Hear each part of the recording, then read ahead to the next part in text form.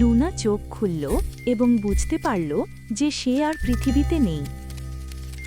সে ভয় পেয়ে গেল, কিন্তু গ্রহটিও দেখতে সুন্দর লাগছিল। হঠাৎ তার সামনে একটি ছোট জ্বলন্ত আলো এসে পড়ল। আলোটা সামনে ভেসে উঠল, যেন লুনাকে অনুসরণ করতে বলছে। সে আকাশে মেঘের মতো ভাসমান পাথর দেখতে পেল। গ্রহটি আর ভয়ঙ্কর মনে হচ্ছিল না। তার পায়ের নিচে একটি উজ্জ্বল পথ দেখা গেল।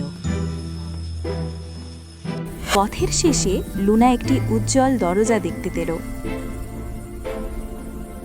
সে ছোট্ট আলোটিকে সাহায্য করার জন্য ধন্যবাদ জানালো।